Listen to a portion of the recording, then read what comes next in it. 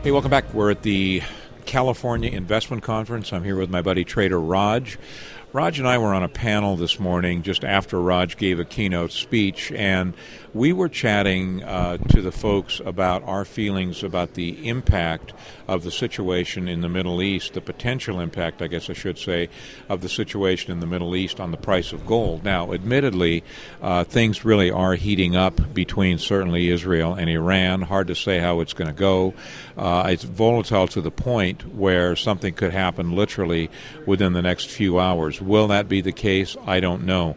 But the one thing that I am sure of is the volatility over there is causing a fair amount of angst, for lack of better terms, on the part of investors. And I think that they are getting their insurance, for lack of better terms, from gold and silver. Raj, what do you think, buddy?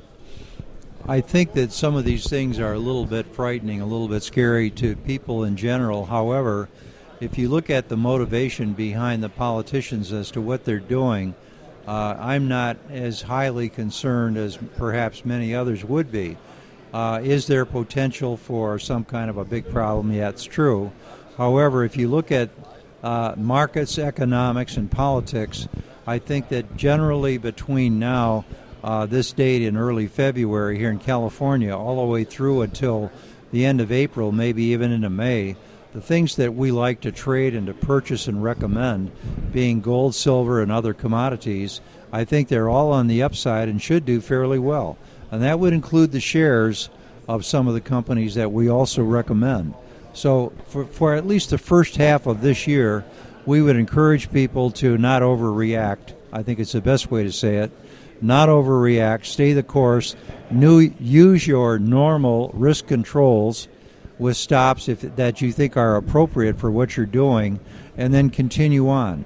The second half of the year may be entirely different, but in a few months we'll have a better idea as to what could happen.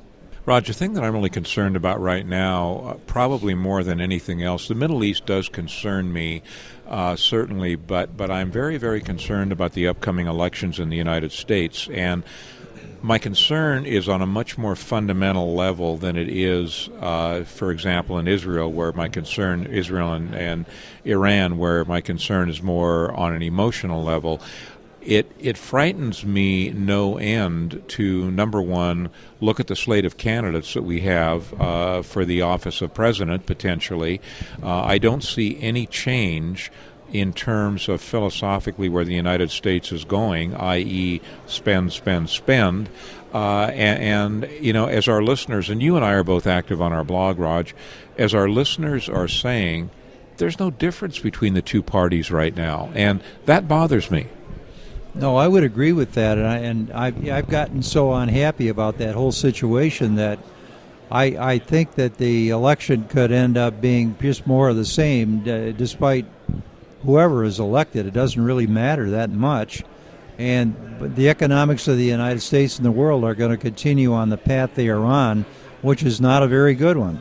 So what do we have to do? As traders and investors, we have to just contemplate perhaps these people are going to do the same thing, spend more money, print more money, sell more bonds that have no collateral behind them. And as a result of that, we've got big inflation coming. We've got other kinds of disruptions that we've noticed, like in 2008 with Lehman, and also perhaps another Lehman repeat, hopefully on a smaller scale. So all those things look like they could come in the future.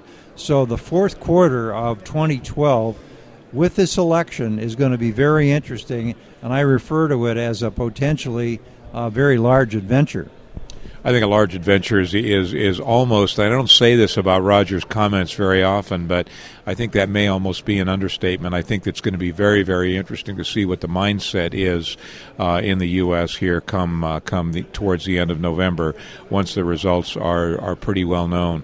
I don't have, unfortunately, a lot of optimism right now, and my friends consider me to be a pretty optimistic person, but boy, I'll tell you, I do not like the path that we're taking economically in our country. Trader Raj, thanks so much, buddy. Thank you, Al.